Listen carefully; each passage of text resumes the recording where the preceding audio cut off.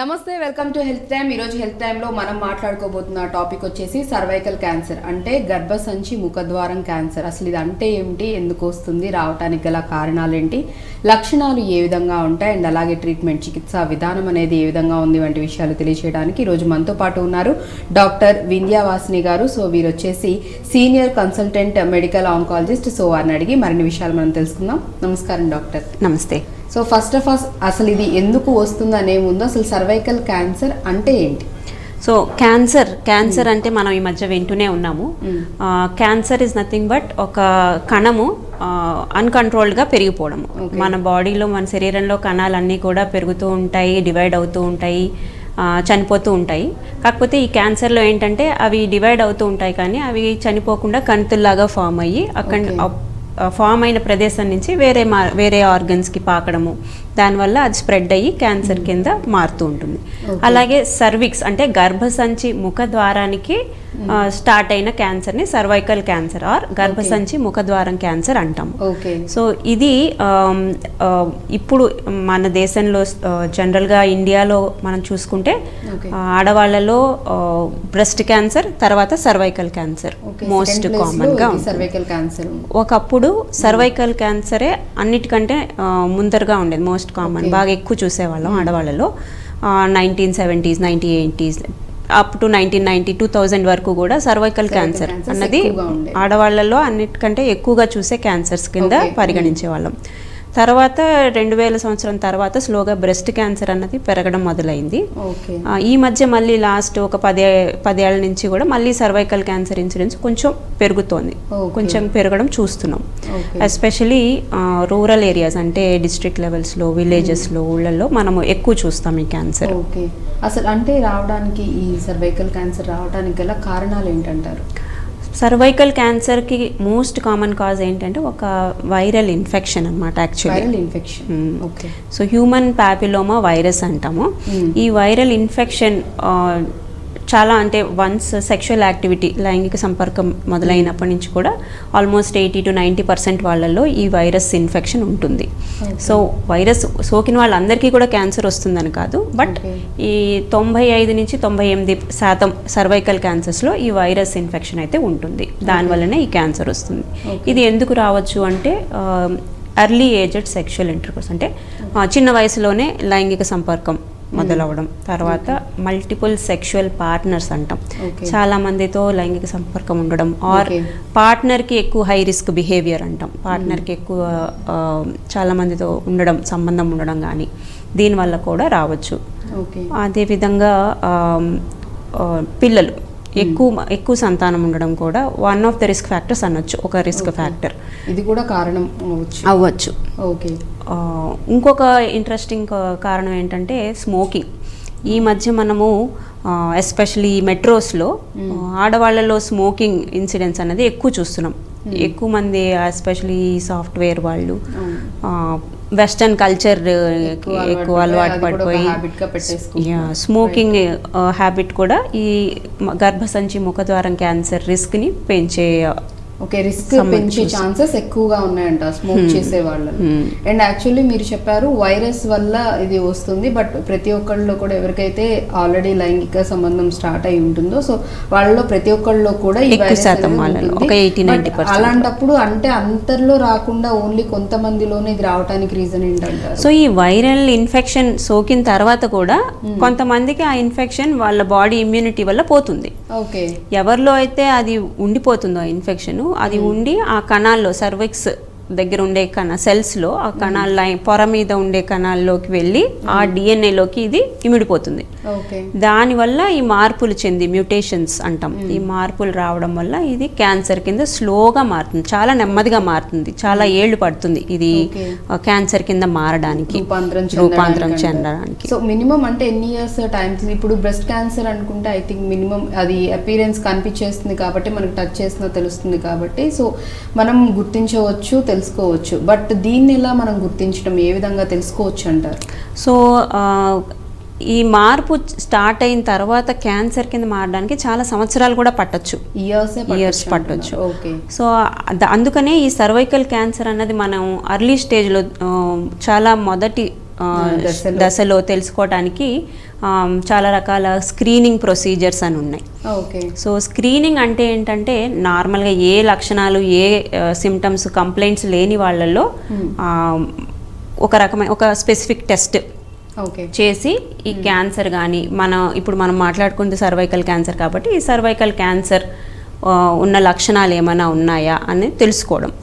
ఈ స్క్రీనింగ్ ద్వారా తెలుసుకున్నప్పుడు ఏమవుతుందంటే మనకి చాలా ఎర్లీ స్టేజ్లో మొదటి స్టేజ్లోనో ఆర్ ఇంకా జీరో స్థాయిలో కూడా తెలుసుకునే అవకాశం ఉంటుంది. ఓకే. సో రావచ్చు ముందుగానే మనం అంటే ఒకవేళ ఈ పర్సన్కి కూడా వచ్చే ఛాన్సెస్ ఉన్నాయి అలా కూడా తెలుసుకోవచ్చు. సో అంటే నార్మల్గా అయితే ఇప్పుడు మీరు చెప్తున్నట్లు ఇయర్స్ టైం అయితే పడుతూ ఉంటుందని అంటున్నారు. ఈలోపు మామూలుగానే ఇప్పుడు మనకి ఏదైనా ఒక హెల్త్ ఇష్యూ రాబోతుంది అంటే బాడీ ఖచ్చితంగా సైన్స్ అనేది ఇస్తూ ఉంటుంది, సిగ్నల్స్ అనేది ఇస్తూ ఉంటుంది, ముందుగానే అలర్ట్ చేస్తూ ఉంటుంది మన బాడీ ప్రాబ్లం రాబోతుంది, లేకపోతే పర్టికులర్గా పెయిన్ అనో లేకపోతే ఇంకేమన్నా అక్కడ ర్యాషెస్లో అట్లా కనిపించడం ఉంటుంది. సో ఇంటర్నల్ ఆర్గాన్స్కి సంబంధించి కంప్లీట్గా డిఫరెంట్గా ఉంటుంది. అండ్ ఎస్పెషల్లీ దీనికి సంబంధించి సర్వైకల్ క్యాన్సర్కి సంబంధించి ఏమన్నా లక్షణాలు ఏమన్నా బయటపడే ఛాన్సెస్ ఉన్నాయా? ఒకవేళ బయటపడితే ఏ స్టేజెస్లో బయటపడితే ఎన్ని ఇయర్స్ తర్వాత బయటపడతాయి? సో జనరల్గా ఏ క్యాన్సర్ అయినా కూడా లక్షణాలు అన్నవి మొదటి స్టేజ్లో కానీ ఇంకా ఎర్లీ స్టేజ్లో ఉన్నప్పుడు జనరల్గా ఏ లక్షణాలు ఉండవు. ఓకే. అందుకనే చాలా మటుకు అది బాగా ముదిరిపోయాక ఆ లక్షణాలను బయలుదేరాక బయటపడ్డాక అప్పుడు డాక్టర్ దగ్గరికి వెళ్తారు. సర్వైకల్ క్యాన్సర్లో కూడా ఏంటంటే బాగా ఎర్లీ స్టేజ్లో ఏ లక్షణాలు ఉండవు, కొంచెం ముదిరాక కొంచెం అడ్వాన్స్డ్ అయ్యాక మనకి చాలా సిమ్టమ్స్ అన్నవి బయటపడుతుంటాయి. ఎస్పెషల్లీ ఇంటర్మెన్స్ట్రల్ బ్లీడింగ్ అంటాం, అంటే పీరియడ్స్ మధ్యలో మనకి స్పాటింగ్ అవ్వడము or abnormal discharge, white discharge, తెల్లబట్ట అవ్వడము, అట్లా స్మెల్ వచ్చి ఫౌల్ స్మెల్లింగ్, బ్యాడ్ స్మెల్ ఉండడము. రెండోది పోస్ట్ కాయిటల్ బ్లీడింగ్ అంటాం, అంటే కలిసిన తర్వాత భార్యాభర్తలు కలిసిన తర్వాత పెయిన్ ఉండడము, కలిసేటప్పుడు పెయిన్ ఉండడము, లేదా కలిసిన తర్వాత స్పాటింగ్ అవ్వడము. ఆర్ పోస్ట్ మెనోపాజల్ బ్లీడ్, అంటే పీరియడ్స్ ఆగిపోయాక 60 సంవత్సరాలు పైబడిన వాళ్ళకి పీరియడ్స్ ఆగిపోతాయి. ఇది ఆగిపోయిన తర్వాత మధ్యలో మళ్ళీ స్పాటింగ్ లాగా బ్లీడింగ్ లాగా కనిపించడం, అప్పుడప్పుడు కనిపిస్తూ ఉండడం. అంటే వీళ్ళకి పెయిన్ కూడా ఏమన్నా ఉంటుందంటారా, లేకపోతే నార్మల్గా ఇప్పుడు మీరు ఏదైతే చెప్తూ ఉన్నారో అంటే మధ్య మధ్యలో ఇలా స్పాటింగ్ లాగా కనిపిస్తూ ఉండడం అని. అండ్ ఈ మూమెంట్లో నాకు తెలిసి ఇంకొంతమందికి ఈ సందేహం కూడా వస్తుంది, ఎందుకంటే చాలా మందిలో కూడా వైట్ ఇది అనేది ఎక్కువగా అవుతూ ఉంటుంది. అండ్ యంగ్ గర్ల్స్లో కూడా టీనేజ్ వాళ్ళలో కూడా ఎక్కువగా కనిపిస్తూ ఉంటుంది. కాబట్టి ఒకవేళ మళ్ళీ వాళ్ళు ఎక్కువ అయిపోతుంది, మేబీ దీని రిలేటెడ్ ఏమైనా క్యాన్సర్ రిలేటెడ్ ఏమో అని భయపడే వాళ్ళు కూడా ఉంటారు. సో దానికి కూడా మేబీ అంటే హార్మోనల్ చేంజెస్ వల్ల మనకి ఇవన్నీ జరుగుతూ ఉంటాయి అంటారు. సో దానికి ఏమైనా రిలేట్ అయి ఉంటుందంటారా? సో వైట్ డిశ్చార్జ్ అనేది చాలా కారణాల వల్ల ఉంటుంది. మోస్ట్లీ చిన్న ఏజ్లో, టీనేజ్లో, తర్వాత 20s ఏంటంటే hormonal imbalance or some infections, vaginosis అంటాం, వెజైనల్ ఇన్ఫెక్షన్స్ వల్ల కూడా రావచ్చు. అండ్ చాలా కాలంగా ఇట్లా ఇన్ఫెక్షన్స్ ఉన్న వాళ్ళలో కూడా, అంటే అన్హైజీనిక్గా ఉండడము, పర్సనల్ హైజీన్ తక్కువగా ఉన్న వాళ్ళలో కూడా ఈ సర్వైకల్ క్యాన్సర్ రిస్క్ కొంచెం ఎక్కువగా ఉందని హైజీనిక్గా లేకపోతే కూడా సో ఇట్లా క్యాన్సర్, సర్వైకల్ క్యాన్సర్ వచ్చే పాసిబిలిటీస్ ఉన్నాయని చెప్తున్నారు. కాబట్టి సో ఖచ్చితంగా లేడీస్ అందరు కూడా కొంచెం హైజీనిక్ అనేది మెయింటైన్ చేయాలి. దట్టు పీరియడ్స్ టైంలో కానీ పీరియడ్స్ అయిపోయిన తర్వాత కూడా చాలామంది ఈ విషయంలో నెగ్లెక్ట్ చేస్తూనే ఉన్నారు. అండ్ అగైన్ చాలా సందర్భాల్లో కూడా చెప్తూ రావడం జరిగింది. కాబట్టి కొంచెం అలర్ట్గా ఉండాలి అనేసి అంటున్నారు. రైట్. సో వాళ్ళకి లక్షణాలు వైజ్ వచ్చేసేసి అంటే ముదిరిన తర్వాత లక్షణాలు, సిమ్టమ్స్ ఓన్లీ అంటే ఈ రకంగా అంటే మనకి స్పాట్స్ లా కనిపించడమేనా, ఇంకేమన్నా అదర్ ఎఫెక్ట్స్ అంటే సైడ్ ఎఫెక్ట్స్ ఇంకేమన్నా ఉంటాయి? సో ఇంకా బాగా ముదిరిపోతే ఇంకా బ్యాక్ పెయిన్ రావడము, కాళ్ళు లాగడము, వెయిట్ లాస్ ఉండడము, అన్ఇంటెన్షనల్ వెయిట్ లాస్, అంటే మన ఉద్దేశపూర్వకంగా జరగని వెయిట్ లాస్, అంటే ఆకలి తగ్గి తినాలనిపించకపోవడము, ఆర్ బాగానే తింటున్నా, నార్మల్గా తింటున్నా వెయిట్ తగ్గిపోవడము, బరువు తగ్గిపోవడము. సో వాళ్ళకంటే ఎటువంటి హెల్త్ ఇష్యూస్ ఏమీ కనిపించవు కానీ బట్ స్టిల్ వెయిట్ లాస్ అనేది అవుతూ ఉంటారు. నార్మల్ రొటీన్ లైఫే ఉంటుంది, వాళ్ళకి సిమ్టమ్స్ తెలియవు, ఏది ఉండదు, హెల్దీగా ఉన్నాం బట్ ఎందుకు వెయిట్ లాస్ అవుతున్నాం అనేది తెలియదు. తర్వాత యూరినరీ ఇన్కాంటినెన్స్, అంటే మూత్రం పాస్ చేసేటప్పుడు ఇబ్బంది ఉండడం, నొప్పిగా ఉండడము, అంత ఫ్రీ ఫ్లో లేకపోవడము, ఇవన్నీ కూడా. అండ్ ఆర్ మోషన్ ఫ్రీగా కాకపోవడము, సో ఇవన్నీ కూడా బాగా అడ్వాన్స్డ్ స్టేజ్లో మనము చూడొచ్చు. ఓకే, సో మామూలుగా అయితే అడ్వాన్స్ స్టేజ్ అంటే ఐ థింక్ అంటే 3rd to 4th స్టేజ్ లోనే ఇవన్నీ సిమ్టమ్స్ లక్షణాలన్నీ బయటపడతాయి అంటారు. So up to 1st, 2nd, 3rd stage వరకు కూడా వీళ్ళకి ఎటువంటి లక్షణాలు అనేవి కనిపించవు? ఉంటాయి. 1st స్టేజ్ 2nd స్టేజ్లో కూడా ఈ స్పాటింగ్, బ్లీడింగ్ అవి ఉంటాయి, ఉండొచ్చు. కాకపోతే ఏంటంటే ఇంకా అంతకంటే ముందుగా కూడా మనం కనిపెట్టి ఈ స్క్రీనింగ్ ద్వారా క్యూర్ 98 to 99% క్యూర్ శాతాన్ని మనం సాధించవచ్చు. ఓకే, సో ఇనిషియల్ స్టేజ్లోనే కనుక మనం కనుక డిటెక్ట్ చేసినట్లయితే కనుక సో ట్రీట్మెంట్ అనేది కొంచెం అడ్వాన్స్డ్ ఇప్పుడు వచ్చేసేసాయి కాబట్టి అసలు ఇంకా మళ్ళీ లేకుండా కంప్లీట్గా కూడా క్యూర్ చేయొచ్చు అంటున్నారు. అండ్ అగైన్ కొన్ని టెస్ట్లు చేసి మనం రాకముందే నిర్ధారణ చేసుకోవచ్చు ఒకవేళ వస్తుందేమో అని మీరు చెప్పడం జరిగింది. సో రాకముందు నిర్ధారణ చేసే టెస్ట్లు ఏంటి, అండ్ వచ్చిన తర్వాత కూడా ఏ స్టేజ్లో ఉందని చెప్పి చేసే టెస్ట్లు ఏంటి? సో రాకముందు మనం టెస్ట్ చేసేదాన్ని స్క్రీనింగ్ అంటాము. దీంట్లో భాగంగానే ప్యాప్స్మియర్ అని ఉంటుంది. ప్యాప్స్మియర్, ఇంకొకటి హెచ్పివి టెస్ట్. ఇప్పుడు అన్నిటికంటే కామన్గా చేసేది ప్యాప్స్మియర్. ఎవరు చేసుకోవాలి అది పెద్ద క్వశ్చన్. సో ఇండియాలో అయితే మనము 30 ఏళ్ల పైబడిన వాళ్ళ ఆడవాళ్ళందరికీ కూడా 3 సంవత్సరాలకు ఒకసారి ఈ ప్యాప్స్మియర్ టెస్ట్ అన్నది రికమెండ్ చేస్తాం.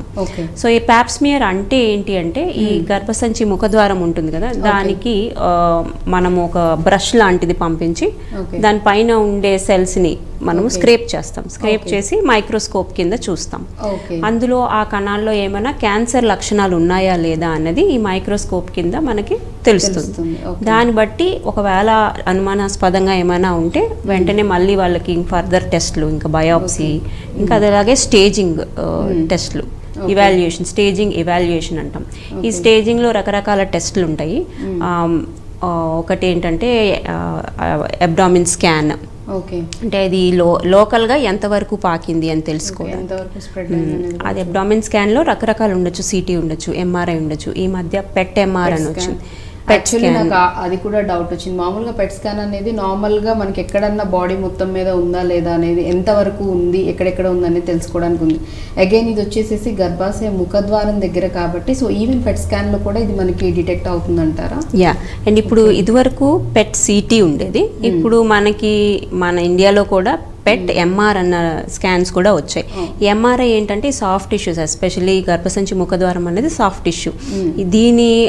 దీంట్లో ఉండే గడ్డలు అవన్నీ కూడా ఎంఆర్ఐలో ఇంకా బాగా కనిపిస్తాయి. సో మనం పెట్ని ఎంఆర్ఐతో జతిస్తే మనకి రెజల్యూషన్ కానీ ఆ స్టేజింగ్ కానీ కరెక్ట్గా తెలుస్తుంది అన్నమాట. అంటే సెన్సిటివ్ ప్లేసెస్లో కనుక దీన్ని చేస్తారు, పెట్ ఎంఆర్ఐ అనేది చేసి నిర్ధారణ చేసుకోవడం అనేది జరుగుతుంది. అండ్ అగైన్ ఇంకొక డౌట్ కూడా ఏంటంటే డాక్టర్ గారు, కామన్గా మనకు వచ్చేసి చాలా మందిలో కూడా డౌట్ ఉంటుంది, గర్భసంచి క్యాన్సర్ అని కొంతమంది గర్భాశయ క్యాన్సర్ అంటూ ఉంటారు. అండ్ అగైన్ గర్భసంచి ఇప్పుడు మనం ముఖద్వారం క్యాన్సర్ అని చెప్తున్నాం. సో రెండిటికి ఉన్న తేడా ఏంటి, లేకపోతే రెండు ఒకటే అంటారా? లేదు, రెండు వేరు. సో గర్భసంచి అంటే యూట్రస్. ఈ గర్భసంచిలో దానికి మౌత్ ఆర్ ఓపెనింగ్ని ముఖద్వారం అంటాం. గర్భసంచి ముఖద్వారం అంటే సర్విక్స్. సో గర్భసంచి ముఖద్వారం క్యాన్సరు, గర్భసంచిలో క్యాన్సరు వేరు. గర్భసంచి క్యాన్సర్ అంటే ఇప్పుడు మామూలుగా ప్రెగ్నెంట్ అయితే బేబీ మనం ఊంబ్లో ఉంటుంది, దాని లైనింగ్ వచ్చే క్యాన్సర్ని జనరల్గా గర్భసంచి క్యాన్సర్ అంటాం, ఆర్ ఎండోమెట్రియల్ క్యాన్సర్ అంటాం. అండ్ ఈ గర్భసంచి ముఖద్వారం క్యాన్సర్ని సర్వైకల్ క్యాన్సర్ అంటాం. రెండిటికి అంటే వచ్చే ఏజ్ గ్రూప్ కూడా డిఫరెంట్, తర్వాత లక్షణాలు కొంచెం డిఫరెంట్. ఆ పేషెంట్స్కి ఉండే క్యారెక్టరిస్టిక్స్ అంటే ఎస్పెషల్లీ గర్భసంచి క్యాన్సర్ మనము ఓల్డ్ విమెన్లో 60 ఏళ్ల పైబడిన వాళ్ళల్లో, కొంచెం ఓవర్ వెయిట్ ఉన్న వాళ్ళల్లో, ఎవరికైతే డయాబెటీస్ ఉంటుందో వాళ్ళల్లో ఎక్కువ రిస్క్ ఉంటుంది అనమాట. ఈ సర్వైకల్ క్యాన్సర్ ఆర్ గర్భసంచి ముఖద్వారం క్యాన్సర్ కూడా మనం ఎల్డర్లీ పేషెంట్స్లో చూస్తాము. కాకపోతే కొంచెం 50s to 60s కూడా ఇంకా ఎక్కువ చూస్తాం అన్నమాట. రైట్. అండ్ అలాగే అంటే ఎక్కువగా ఏ ఏజ్ గ్రూప్ వాళ్ళలో మనం చెప్పుకోవడం జరిగిందంటే ఈవెన్ మీరు టీనేజ్ వాళ్ళలో కూడా వచ్చే ఛాన్సెస్ ఉన్నాయి అంటున్నారు కాబట్టి ఎక్కువ శాతం ఏ ఏజ్ గ్రూప్ వాళ్ళలో ఈ క్యాన్సర్ మనం చూస్తాం? అదే 55 years పైబడిన వాళ్ళలోనే ఎక్కువ శాతం చూస్తాం. So infection or exposure to virus ఏమో చిన్న ఏజ్లో అవుతుంది. అది it will take few decades to develop into cancer. So ఇప్పుడు ఇవాళ ఇన్ఫెక్షన్ అయితే కొన్ని సంవత్సరాల తర్వాత 10 సంవత్సరాలు అవ్వచ్చు, 20 సంవత్సరాలు అవ్వచ్చు, ఆ తర్వాత అది క్యాన్సర్ కింద మారే రిస్క్ ఉంటుంది. అందుకనే 20 ఏళ్ల వయసులో ఇన్ఫెక్షన్ వస్తే 40-50 ఏళ్ల వయసులో క్యాన్సర్ కింద మారే అవకాశం ఉంది. సో అది చాలా టైం తీసుకుంటుంది కాబట్టి సో ఇనిషియల్లో ఇన్ఫెక్షన్ ఉన్నా కానీ అది కంప్లీట్గా మొత్తం క్యాన్సర్ కింద రూపాంతరం చెంది క్యాన్సర్ కింద బయటపడడానికి మాత్రం చాలా టైం తీసుకుంటుంది. సో ఇంత టైం గ్యాప్ ఉంటుంది కాబట్టి మనకి కూడా ఆ స్క్రీనింగ్ చేసి ఈ చిన్నగా స్టార్ట్ అయిన అర్లీ స్టేజ్లో తొలి దశలో పట్టుకునే అవకాశం కూడా చాలా ఎక్కువ ఉంటుంది. సో వెస్టర్న్ కంట్రీస్లో అంటే విదేశాల్లో స్క్రీనింగ్ ప్రోగ్రామ్స్ అనేవి చాలా పకడ్బందీగా చేస్తారు. ప్రతి స్త్రీకి 30 ఏళ్ళు పైబడిన తర్వాత ఖచ్చితంగా ఈ ప్యాప్స్మియర్ టెస్ట్ అనేది 3 సంవత్సరాలకు ఒకసారి 65 ఏళ్ళ వరకు చేసుకుంటూ ఉంటారు. వాళ్ళకి ఆ స్క్రీనింగ్ ప్రోగ్రాంలోనే ఉంటుంది, మాస్ పాపులేషన్ బేస్డ్ స్క్రీనింగ్. మన ఇండియాలో ఏంటంటే బికాస్ ఆఫ్ ద పాపులేషన్, ఇంత పెద్ద పాపులేషన్కి గవర్నమెంట్లోనే ఎంత స్క్రీనింగ్ జరగాలి అంటే అది ప్రాక్టికల్లీ ఇంపాసిబుల్. సో అందుకని మన దేశంలో ఏంటంటే ఈ డిటెక్ట్ అయ్యేసరికి తెలుసుకునేసరికే చాలా ముదిరిపోయిన స్టేజ్లోనే బయటపడుతూ ఉంటుంది. ఓకే. అండ్ అలాగే ఈ సర్వైకల్ క్యాన్సర్ వల్ల రిస్క్ ఎక్కువ ఉంటుందంటారా మనకి? Life threatening. సో జనరల్గా ఏ క్యాన్సర్ అయినా కూడా అర్లీ స్టేజ్లో మనం కనుక్కుంటే దాన్ని కొంచెం చిన్న ట్రీట్మెంట్తో క్యూర్ చేసే అవకాశాలు ఎక్కువ ఉంటాయి. సర్వైకల్ క్యాన్సర్లో కూడా అలానే సపోజ్ మనం మొదటి స్టేజ్లో కానీ రెండో స్టేజ్లో కానీ మొదటి స్టేజ్లో ఎస్పెషల్లీ డయాగ్నోస్ చేస్తే మనకి క్యూర్ ఛాన్సెస్ మోర్ దెన్ 95% ఉంటాయి. ఓకే, 95%. సెకండ్ స్టేజ్లో 80% ఉండొచ్చు, థర్డ్ స్టేజ్కి 60% ఉంటుంది. ఫోర్త్ స్టేజ్లో ఏంటంటే క్యూర్ అనే అవకాశం ఉండకపోవచ్చు, కంట్రోల్ చేసి లైఫ్ స్పాన్ పొడిగించుకునే ప్రయత్నం చేస్తాం.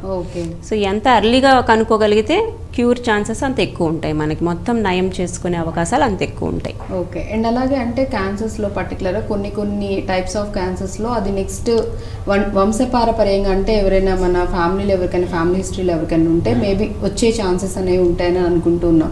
బట్ ఇక్కడ మీరు ఇనిషియల్లోనే చెప్పడం జరిగింది వైరస్ ఇన్ఫెక్షన్ వల్ల దానివల్ల యాక్చువల్లీ క్యాన్సర్ వస్తుందని. సో అగైన్ దానివల్ల క్యాన్సర్ వచ్చినప్పటికీ కూడా నెక్స్ట్ జనరేషన్స్కి ఆ ఎఫెక్ట్ అనేది ఏమన్నా ఉంటుందంటారా? పాసిబిలిటీస్ ఉన్నాయా? జనరల్గా నేను ఇందాక చెప్పినట్టుగా సర్వైకల్ క్యాన్సర్ అన్నది ఇట్లా వంశపారంపర్యంగా స్ప్రెడ్ అయ్యే అవకాశం అయితే ఉండదు. దీనికి భిన్నంగా కొన్ని రకాల క్యాన్సర్స్ అంటే బ్రెస్ట్ క్యాన్సర్ కానీ ఓవేరియన్ క్యాన్సర్ కానీ కొన్ని రకాల కాలాన్ అంటే పేగుకి సంబంధించిన క్యాన్సర్స్ కానీ స్టమక్కి సంబంధించిన క్యాన్సర్స్ కానీ ఒక 5% to 10% ఇట్లా వంశపారంపర్యంగా వెళ్ళొచ్చు ఫ్యామిలీస్లో. బట్ సర్వైకల్ క్యాన్సర్ అంటే గర్భసంచి ముఖద్వారం క్యాన్సర్కి ఇట్లా వంశపారంపర్యంగా పాకే అవకాశాలు తక్కువ. ఓకే. సో వంశపారపర్యంగా అసలు ఛాన్సెసే లేవంటారు, ఓన్లీ ఇది వైరల్ ఇన్ఫెక్షన్ వల్ల వస్తుంది కాబట్టి సో దానివల్ల ఎక్కువ రావడానికి ఎక్కువ కాదు మోస్ట్లీ అందువల్లే వస్తుందని చెప్తే 98% వైరల్ కాజ్. ఓకే. అండ్ అలాగే అంటే ఎవరెవరిలో దాన్ని కూడా మనం చెప్పుకుంటున్నాం, టీనేజ్ వాళ్ళలో తొందరగా సెక్షువల్గా పార్టిసిపేషన్ అనేది ఉన్న వాళ్ళలో మొదలవుతుంది వస్తుంది, అండ్ మిడిల్ ఏజ్ వాళ్ళకు కూడా కొంతమందికి ఉంటుంది. అగైన్ ఇమ్యూనిటీ రెసిస్టెన్సీ పవర్ ఇప్పుడు అలా చూసుకుంటే రెసిస్టెన్సీ పవర్ తక్కువగా ఉన్న లేడీస్లో కూడా వచ్చే ఛాన్సెస్ చాలా ఎక్కువ ఉంటుంది. ఇప్పుడు మనము క్లాసిక్ మనకి ఎగ్జాంపుల్ ఏంటంటే హెచ్ఐవి ఇన్ఫెక్షన్ ఉన్న వాళ్ళల్లో ఈ cervical cancer are in general కొన్ని రకాల క్యాన్సర్స్ అందులో ఎస్పెషల్లీ సర్వైకల్ క్యాన్సర్ చాలా ఎక్కువగా చూస్తూ ఉంటాం. సో హెచ్ఐవి పేషెంట్స్లో ఏంటంటే మెయిన్గా ఇమ్యూనిటీ అన్నది వాళ్ళకి లోపిస్తుంది. ఎప్పుడైతే ఇమ్యూనిటీ డౌన్ ఉంటుందో ఈ క్యాన్సర్స్ రిస్క్ అనేది చాలా ఎక్కువ ఉంటుంది. ఓకే.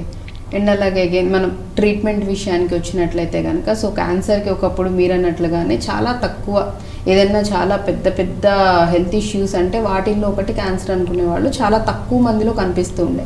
ఇప్పుడు వచ్చేసరికి చూస్తున్నట్లయితే క్యాన్సర్ అనేది అసలు అది హ్యూజ్ అయిపోయింది. అండ్ నెంబర్ ఆఫ్ క్యాన్సర్ అంటే టైప్స్ కూడా డిఫరెంట్ టైప్స్ ఆఫ్ కొత్త క్యాన్సర్లు అనేవి కూడా మనం చూస్తూ ఉన్నాం. ఎప్పటికప్పుడు క్యాన్సర్ పేషెంట్స్ సంఖ్య కూడా రోజుకి పెరిగిపోతూ వస్తుంది. కాబట్టి అగైన్ ట్రీట్మెంట్స్ విషయానికి వచ్చినట్లయితే కీమో రేడియేషన్ సర్జరీ అనేది కామన్గా చేస్తూ ఉంటారు క్యాన్సర్కి సంబంధించి.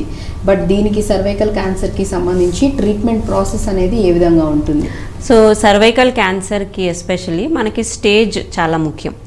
ఇన్ఫ్యాక్ట్ ఎనీ క్యాన్సర్కి స్టేజ్ అనేది చాలా ముఖ్యం. సర్వైకల్ క్యాన్సర్లో కూడా మనకి ఏ ట్రీట్మెంట్ అందించాలి అని డిసైడ్ చేయడానికి ముందు స్టేజింగ్ వర్కప్లో ఫస్ట్ బయాప్సీ అది ఫస్ట్ నిర్ధారణ, తర్వాత scanning either CT or MRI or PET scan ఇవి చేసి అది ఎంతవరకు లోకల్గా ఎంత దూరం వరకు పాకింది, ఈ లింఫ్ నోడ్స్ అన్నవి ఏమైనా పిక్కలకి పాకిందా లేదా, పిక్కలకు కూడా వచ్చే అవకాశం పొట్టలో ఉండే లింఫ్ నోడ్స్ ఉంటాయి, ఆ లింఫ్ నోడ్స్కి కూడా పాకే అవకాశం ఎక్కువ ఉంటుంది. స్టేజ్ పెరిగే కొద్దీ ఆ లింఫ్ నోడ్స్ పాకడం అన్నది ఛాన్స్ ఎక్కువ ఉంటుంది. బేసిక్గా అంటే యాక్చువల్లీ బ్రెస్ట్ క్యాన్సర్లో ఇది వినటం జరిగింది. అంటే మామూలుగా బ్రెస్ట్ క్యాన్సర్ వచ్చిన వాళ్ళకి అవి హ్యాండ్స్ వరకు చంకల్లో నుంచి హ్యాండ్స్ వరకు వచ్చే అవకాశం ఉందంట. సో అగైన్ దీనిలో వచ్చేసరికి మనకి సో ఏ క్యాన్సర్లో అయినా ప్రతి అవయవానికి కూడా లింఫాటిక్ డ్రైనేజ్ అన్నది ఉంటుందన్నమాట. సో క్యాన్సర్ కూడా ఆ అవయవానికి ఏదైతే క్యాన్సర్ వస్తుందో దానికి సంబంధించిన రీజనల్ లింఫ్ నోడ్స్ అంటాం. ఏదైతే ఆ లింఫాటిక్ డ్రైనేజ్ ఉంటుందో అక్కడికి వెళ్ళే బ్లడ్ సర్క్యులేషన్ ద్వారా వెళ్ళి అక్కడ పాకుతాయి. సో సర్వైకల్ క్యాన్సర్ కూడా అబ్డామినల్ లింఫ్ నోడ్స్ దాటికి పాకే అవకాశం ఉంటుంది. ఇది స్టేజ్ పెరిగే కొద్దీ ఈ లింఫ్ నోడ్ ఇన్వాల్వ్మెంట్ అంటే లింఫ్ నోడ్స్ ఎక్కువ ఇన్వాల్వ్ అయ్యి ఎఫెక్ట్ అయ్యే అవకాశం ఎక్కువ ఉంటుంది. సో ఫస్ట్ స్టేజ్లో స్టేజ్ 1లో కూడా A1 అని ఉంటుంది. స్టేజ్ 1 A1 స్టేజ్ అంత స్టేజింగ్ ఉంటుంది అనమాట. సో వెరీ ఎర్లీ స్టేజ్లో ఈ లింఫ్ నోడ్స్ ఇన్వాల్వ్మెంట్ అన్నది చాలా తక్కువ ఉంటుంది. సో మనం స్క్రీనింగ్ ద్వారా ఇంత ఎర్లీ స్టేజ్ని కూడా కనుక్కునే అవకాశం ఎక్కువ ఉంటుంది అనమాట. మన పై దేశాల్లో చూస్తే అమెరికాలో, యూరోప్లోని most of the cervical cancers majority ఎవరికైతే డిటెక్ట్ చేస్తారో ఈ స్టేజ్లో డిటెక్ట్ చేస్తారు. ఎందుకు అంటే ఆ స్క్రీనింగ్ ఉంటుంది కాబట్టి. సో వాళ్ళలో cervical cancers cure rates more than 95% ఉంటాయి. మన దేశంలో 70 to 80% స్టేజ్ 2, స్టేజ్ 3లోనే డిటెక్ట్ అవుతాయి. సో క్యూర్ రేట్స్ కానీ మనకి ట్రీట్మెంట్ అవుట్కమ్స్ కానీ అంత బాగా ఉండవు. సో ఎప్పుడైతే ఇంత ఎర్లీ స్టేజ్లో డిటెక్ట్ చేస్తామో ట్రీట్మెంట్ కూడా దానికి తక్కువ ఉంటుంది. సర్జరీ కూడా పూర్తిగా యూట్రస్ తీయక్కర్లేకుండా మనం ఫర్టిలిటీ ప్రిజర్వింగ్ సర్జరీస్ అంటారు. ఓన్లీ కోనైజేషన్ అంటాం, చిన్న కోన్ లాంటి ఒక పీస్ ఏదైతే ఎఫెక్ట్ అవుతుందో ఆ సర్విక్స్ మీద దానికి ఒక చిన్న మార్జిన్ ఇచ్చి తీసేస్తే ట్రీట్మెంట్ అయిపోతుంది. రైట్. సో అంటే చాలా మందికి ఈ సందేహం, ఈవెన్ గర్భాశయంలో క్యాన్సర్ వస్తే కూడా చాలా మందికి ఇదే డౌట్ ఉంటుంది. అంటే మొత్తం తీసేస్తారేమో, కొంతమంది వాళ్ళు వీళ్ళు చెప్పిన మాటలు విని అపోహలకి పోయి భయానికి పోయి మొత్తం గర్భసంచే తీసేస్తారని భయపడుతూ ఉంటారు. కొంతమంది ఎవరైతే అంటే మ్యారేజ్ అవ్వని వాళ్ళు, లేకపోతే అప్పుడే మ్యారేజ్ అయిన వాళ్ళు, ఇంకా సంతానం కలగని వాళ్ళకి ఖచ్చితంగా ఈ ఎఫెక్ట్ అనేది ఉంటుంది, భయం అనేది ఉంటుంది. ఒకవేళ స్క్రీనింగ్ చేసినప్పుడు నిర్ధారణ అయితే కనుక నెక్స్ట్ సంతానం విషయంలో ప్రాబ్లం అవుతుందేమో, ఇంకా సంతానం కనలేమేమో అని అనుకుంటూ ఉంటారు. కాబట్టి సో వాళ్ళకి అటువంటి భయాలు అయితే పెట్టుకోవాల్సిన అవసరం డెఫినెట్గా. సో ఈ స్క్రీనింగ్ ద్వారా మనం తెలుసుకోగలగడం కూడా అర్లీ స్టేజ్లో పట్టుకుని ఇట్లా చిన్న చిన్న treatments, fertility preserving or organ preserving surgeries ఉంటాయి. దాని ద్వారా మనం ట్రీట్మెంట్ కంప్లీట్ చేసి క్యూర్ ఛాన్సెస్ అన్నవి పెంచుకోవచ్చు. రైట్. ఒకవేళ మీరంటే సంతానం కలగని వాళ్ళకి అంటే మ్యారేజ్ అయ్యి ఎవరికైతే స్క్రీనింగ్లో తెలుస్తుందో వాళ్ళకి ఒకవేళ ట్రీట్మెంట్ సర్జరీ మొత్తం చేసిన తర్వాత అగైన్ వాళ్ళకి సంతానం కలిగినప్పుడు అంటే కన్సీవ్ అయినప్పుడు ఏమన్నా సమస్యలు వస్తాయంటారా? ఎటువంటి ఇబ్బందులు ఉండవంటారా? చాలా మటుకు ఇట్లా కోనైజేషన్ అయిన తర్వాత సంతానం కలిగి నార్మల్గా డెలివరీ అయ్యి నార్మల్ ఫ్యామిలీ లైఫ్ అంతా లీడ్ చేస్తున్న వాళ్ళే ఉంటారు. కొంత increase risk of cervical factor అంటారు, అది ఉండొచ్చు. బట్ అది గైనకాలజిస్ట్ కేర్లో బాగానే నార్మల్గా టర్మ్ దాకా ప్రెగ్నెన్సీ మనం ఫినిష్ చేసి డెలివరీ నార్మల్గా చేసుకుని పిల్లల్ని కూడా హెల్తీగా కన్న వాళ్ళు కూడా ఉన్నారు. రైట్. మళ్ళీ ఇంకొక ఈ డౌట్ కూడా రావచ్చు చాలా వరకు లేడీస్లో కూడా. చాలామంది కూడా అంటే మినిమం ఇద్దరు సంతానం కావాలని కోరుకుంటూ ఉంటారు. కాబట్టి అసలు అంటే సంతానం ఇంకా పిల్లల గురించి ప్లానింగ్ చేసుకుని వాళ్ళకి ఒకళ్ళతో, బట్ ఇంకా ఇద్దరు కావాలనుకున్న వాళ్ళకి ఇద్దరు సంతానంకైనా ఇబ్బంది ఉండదు, ఎటువంటి ఇబ్బంది అయితే ఉండదు. సో కన్సీవ్ అవ్వడానికి ప్రెగ్నెన్సీస్ కూడా ఒకవేళ ట్రీట్మెంట్ అయిపోయిన తర్వాత కూడా చక్కగా హ్యాపీగా సంతాన విషయంలో ఇబ్బంది ఉండదని చెప్తూ ఉన్నారు.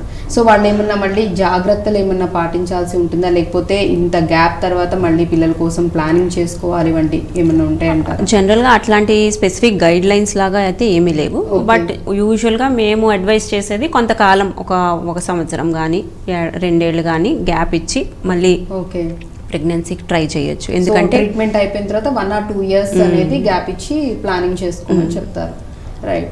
అండ్ ఒకవేళ అంటే కొంచెం ఎక్కువ ఏజ్ ఉన్న వాళ్ళలో అయితే ఐ థింక్ 30+ లేకపోతే 35 అట్లా ఉన్న వాళ్ళలో వస్తే కనుక వాళ్ళు ఏ విధంగా కేర్ తీసుకోవాలంటారు? ఎలా ఫాలో అవ్వాలి ప్రెగ్నెన్సీ కోసం. సో అగైన్ మళ్ళీ స్టేజ్ బట్టి ఉంటుంది. ఒకవేళ వెరీ ఎర్లీ స్టేజ్ ఇన్సిటు అని ఉంటాం, స్టేజ్ 0 అని కూడా ఉంటుంది ఇందులో. సో స్టేజ్ 0లోనే కనుక్కుని చిన్న ట్రీట్మెంట్తో దానికి మనము క్యూర్ కనుక చేయగలిగితే మేబీ ఇమీడియట్గా ఫాలో అప్లో ఒక 6 months తర్వాత ఒకసారి మళ్ళీ ప్యాప్స్మియర్ చేసుకుని అంత నార్మల్ ఉంది అంటే వాళ్ళు సంతానానికి కూడా ప్రయత్నం చేయొచ్చు. ఓకే, సో రైట్, అంటే అడ్వాన్స్డ్ ట్రీట్మెంట్స్ కూడా ఉన్నాయి కాబట్టి ఒకవేళ లేట్గా మ్యారేజ్ అయ్యి సంతానం కోసం ప్లానింగ్ చేసుకున్న వాళ్ళకి ఎవరికైనా డిటెక్ట్ అయ్యి ఉంటే కనుక సో వాళ్ళకు కూడా ఇబ్బంది ఏమి ఉండదు. వాళ్ళు ఏ స్టేజ్లో ఉందో చూసి ఇనీషియల్ స్టేజ్లో కనుక ఉన్నట్లయితే ట్రీట్మెంట్ కూడా చాలా త్వరగా అయిపోతుంది అండ్ వెంటనే మళ్ళీ సంతానంకి కూడా అంటే ప్లానింగ్ కూడా పిల్లల కోసం చేసుకోవచ్చు అని చెప్తున్నారు కాబట్టి అటువంటి భయాలు కూడా పెట్టుకోవాల్సిన అవసరం లేదని అంటారు. So even chemo radiation surgery అనేది కంపల్సరీ అంటారా లేకపోతే డిపెండ్స్ అంటారా అగైన్? సో మళ్ళీ ఇందాక చెప్పినట్టుగానే అర్లీ స్టేజ్లో స్టేజ్ 1A స్టేజ్ 1B వరకు కొంతవరకు మనకి surgery is the main treatment. Surgery చాలా ముఖ్యం. కొంత స్టేజ్ దాటాక స్టేజ్ 1B2 నుంచి కూడా ఏంటంటే సర్జరీ వీలుంటే సర్జరీ చేసి ఆ తర్వాత అవసరం ఉంటే రేడియేషన్కి అవసరం అంటే చాలా లక్షణాలు ఉంటాయి. ఈ సర్జరీ అయిన తర్వాత ఆ సైజ్ ఎంత, ట్యూమర్ సైజ్ ఎంత, అది ఎంత డీప్గా పాకింది, తర్వాత మార్జిన్ ఎట్లా ఉంది, లింఫ్ నోడ్స్ ఎట్లా ఉన్నాయి, ఈ యూట్రస్ పక్కన పారామెట్రియం అంటాం, ఆ పారామెట్రియం ఎట్లా ఇన్వాల్వ్ అయింది, ఇవన్నీ ఫీచర్స్ చూసుకుని రేడియేషన్ అవసరం ఉంటే రేడియేషన్ ఇవ్వాల్సి వస్తుంది. రేడియేషన్లో కూడా మళ్ళీ 2 రకాలు ఉంటాయి. ఎక్స్టర్నల్ బీమ్ రేడియేషన్ అంటాం, బయట నుంచి ఇచ్చేది. ఇంకొకటి ఇంట్రా క్యావిటరీ హై డోస్ రేడియేషన్ అంటాం. ఈ 2 అవసరం పడవచ్చు. అవసరం ఉంటే ఈ రేడియేషన్తో పాటుగా వారానికి ఒక డోస్ ఆఫ్ కీమోథెరపీ, రేడియో సెన్సిటైజర్ అంటాం. ఈ కీమోథెరపీ ఏం చేస్తుందంటే అది రేడియేషన్ ఎఫెక్ట్ని పెంచేలాగా చూస్తుంది. రేడియో సెన్సిటైజర్ అంటాం, అంటే రేడియేషన్ వల్ల ఇంకా ఎక్కువ కణాలు చనిపోయేలాగా చేస్తుంది. సో మేజర్గా ఈ సర్వైకల్ క్యాన్సర్లో సర్జరీ తర్వాత radiation important features, important factors. Chemotherapy అన్నది చాలా అడ్వాన్స్డ్ స్టేజ్లో 4th స్టేజ్లో ఎప్పుడైతే ఇది వేరే ఆర్గన్స్కి పాకుతుందో స్ప్రెడ్ అవుతుంది, లివర్కి కానీ లంగ్కి కానీ పొట్టలో ఇంకా బాగా గడ్డలు ఎక్కువ ఉండడం కానీ అట్లా అయినప్పుడు కీమోథెరపీ యూజ్ చేస్తాం. కీమోతో పాటుగా ఈ మధ్య రీసెంట్గా ఇమ్యూనోథెరపీ అని కూడా వచ్చింది. సో అడ్వాన్స్డ్ థెరపీస్ కూడా రావడం జరిగింది. సో దీనికి రిలేటెడ్గా కూడా సో అడ్వాన్స్డ్ థెరపీస్ అనేవి డెఫినెట్గా. సో ఇమ్యూనోథెరపీ ఏం చేస్తుందంటే మన బాడీలో ఇమ్యూన్ సెల్స్ని ఆ ట్యూమర్ మీదకి స్టిమ్యులేట్ చేస్తుంది, యాక్టివేట్ చేస్తుంది. సో ఆ పేషెంట్ యొక్క ఇమ్యూన్ సెల్సే, వైట్ బ్లడ్ సెల్సే వెళ్ళి ఆ ట్యూమర్తో ఫైట్ చేసి దాన్ని చంపేయడం జరుగుతుంది. సో ఇమ్యూనోథెరపీ కూడా ఈ సర్వైకల్ క్యాన్సర్లో చాలా మంచి రిజల్ట్స్ చూపిస్తున్నాయి అండ్ రెస్పాన్సెస్ కూడా పేషెంట్స్లో కూడా చాలా మంచి రెస్పాన్సెస్ ఉంటాయి. అండ్ ఇమ్యూనోథెరపీ బ్యూటీ ఏంటంటే దానికి సైడ్ ఎఫెక్ట్స్ అన్నవి చాలా తక్కువ ఉంటాయి. ఓకే, మనం కీమోథెరపీతో చూస్తూ ఉంటాం హెయిర్ లాస్ అని, రేడియేషన్ ఇవన్నీ చేస్తున్నప్పుడు చాలా వీక్ అయిపోతుంటారు, హెయిర్ లాస్ కౌంట్స్ పడిపోతుంది. సో ఇమ్యూనోథెరపీలో అసలు అటువంటి సైడ్ ఎఫెక్ట్స్ అన్నవి దాదాపుగా ఉండవు, 95% ఏమి ఉండవు. అండ్ అలాగే గర్భాశయం ఏదైతే ఉందో చాలా సెన్సిటివ్ ఆర్గాన్ అండ్ మళ్ళీ ఒకళ్ళకి బర్త్ ఇచ్చే ప్లేస్ కాబట్టి సో చాలా సెన్సిటివ్గా ఉంటుంది. అండ్ అలాంటి ప్లేస్లో మళ్ళీ రేడియేషన్స్, ఈ కీమోస్ కూడా డిపెండ్స్ అంటూ ఉన్నారు కాబట్టి సో అంత కీమో కానీ రేడియేషన్స్ కానీ ఇచ్చినప్పుడు తట్టుకునేంత ఇది ఉంటుందంటారా బాడీకి? మళ్ళీ అగైన్ వాళ్ళ బాడీ దీన్ని బట్టి రెసిస్టెన్సీని బట్టి వాళ్ళకి ఏమన్నా మళ్ళీ ఫర్దర్గా ఇంకేమైనా మెడిసిన్స్ మీరు ఇవ్వటం జరుగుతుందా? సో రేడియేషన్ అన్నది ఇప్పుడు మనకి కొత్త టెక్నిక్స్ కూడా వచ్చేసాయి. చాలా advanced planning systems, artificial intelligence కూడా వాడుతూ మనము ఆ రేడియేషన్ అన్నది కరెక్ట్గా మనకి ఎక్కడైతే అవసరమో ఆ గర్భసంచి ముఖద్వారానికే ఉంది కాబట్టి అక్కడే రేడియేషన్ డెలివర్ అయ్యేలాగా మనం ప్లాన్ చేసుకోవచ్చు. సో దట్ మిగతా ఆర్గన్స్ చుట్టుపక్కల ఏదైతే వైటల్ స్ట్రక్చర్స్ అంటాం ఆర్గన్స్ ఉంటాయో వేటికైతే రేడియేషన్ అవసరం లేదో వాటిని పూర్తిగా మనము ప్రొటెక్ట్ చేసుకుంటాం. అండ్ అప్పుడే సైమల్టేనియస్గా మనం ఏదైతే మనం సైట్ ఉంటుందో post of site, tumour bed అంటాం, ఆర్ సర్వైకల్ క్యాన్సర్ ఉన్న లొకేషన్ దానికి మట్టుకే రేడియేషన్ వెళ్ళేలాగా చూస్తాం. సో ఇది లేటెస్ట్ టెక్నిక్స్, ఇమేజ్ గైడెడ్ కానీ తర్వాత ఆర్టిఫిషియల్ ఇంటెలిజెన్స్ బేస్డ్ రేడియేషన్ కానీ ఈ టెక్నిక్స్ అన్నిటి వల్ల మనము సైడ్ ఎఫెక్ట్స్ బేసిక్గా ఈ గర్భసంచి ముందు ఉండే యూరినరీ బ్లాడర్ మూత్రం సంచికి, తర్వాత వెనక ఉండే దొడ్డి ద్వారం దగ్గర, వీటికి డోసెస్ రేడియేషన్ తగ్గించుకుంటే ఈ రేడియేషన్ వల్ల వచ్చే సైడ్ ఎఫెక్ట్స్ అన్నీ కూడా దాదాపుగా తగ్గించుకోవచ్చు, మనము అవాయిడ్ చేసుకోవచ్చు. ఓకే. అండ్ అలాగే గర్భాశయంలో, ఇప్పుడు గర్భాశయం ముఖద్వారంలో కనుక మనం క్యాన్సర్ గురించి మాట్లాడుకుంటూ ఉన్నాం కాబట్టి, అండ్ ఎవరైతే ఒకవేళ కన్సీవ్ అవ్వలేదో సంతానంకి ప్రయత్నించవచ్చు అని చెప్పారు, ఒకవేళ వాళ్ళు ఫ్రీ డెలివరీ అంటే సందేహం కూడా చాలా మందిలో వచ్చి ఉండొచ్చు, ఫ్రీ డెలివరీ కోరుకునే వాళ్ళు, ఫ్రీ డెలివరీ చేసుకోవాలి అనుకునే వాళ్ళకి ఈ గర్భాశయ ముఖద్వారం దగ్గర క్యాన్సర్ వచ్చి ట్రీట్మెంట్ అయి ఉంటే అదేమన్నా ఎఫెక్ట్ అవుతుందేమో, అంటే ఫ్రీ డెలివరీ చేయలేమేమో అన్న ఆలోచన కూడా చాలా మందిలో భయం, సందేహం కూడా ఉండొచ్చు. సో వారికి మీరేం చెప్తారు? సో సర్వైకల్ క్యాన్సర్ ట్రీట్మెంట్ జరిగిన వాళ్ళందరిలోనే ఇంకా నార్మల్ వెజైనల్ డెలివరీ చేయలేము అని అయితే మనము చెప్పలేము. ఒక్కొక్క పేషెంట్ కండిషన్ బట్టి, ఇండివిజువల్ వాళ్ళ వెజైనల్ కండిషన్ బట్టి, సర్వైకల్ కండిషన్ బట్టి ఫ్రీ డెలివరీ అవ్వచ్చు అని ఏమైనా గైనకాలజిస్ట్ నిర్ధారణ చేస్తే మనం ప్రయత్నం చేయొచ్చు. ఖచ్చితంగా ససేమిరా చెయ్యకూడదు అని అయితే ఏమీ లేదు. ఓకే. ఇంకా హోప్స్ డిపెండ్స్, చెప్పలేము, అంటే వాళ్ళ కండిషన్ని బట్టి ఉంటుంది. సో ఫ్రీ డెలివరీ అయ్యే ఛాన్సెస్ ఉంటాయి, లేదు అంటే అప్పుడు బేబీ సిచ్యువేషన్ బట్టి, మేబీ హెల్త్ని బట్టి కూడా డిపెండ్ అయ్యి ఉంటుంది. కాకపోతే సర్వైకల్ క్యాన్సర్ మనం చూసేది కూడా కొంచెం ఎర్లీ ఏజ్లో, 50 years ఆ ఏజ్లో, జనరల్గా 45 years అట్లీస్ట్ ఆ ఏజ్కి వాళ్ళ ఫ్యామిలీ కూడా కంప్లీట్ అయిపోతుంది. అండ్ రిస్క్ ఫ్యాక్టర్స్లో కూడా నేను చెప్పాను, ఎక్కువ నెంబర్ ఆఫ్ డెలివరీస్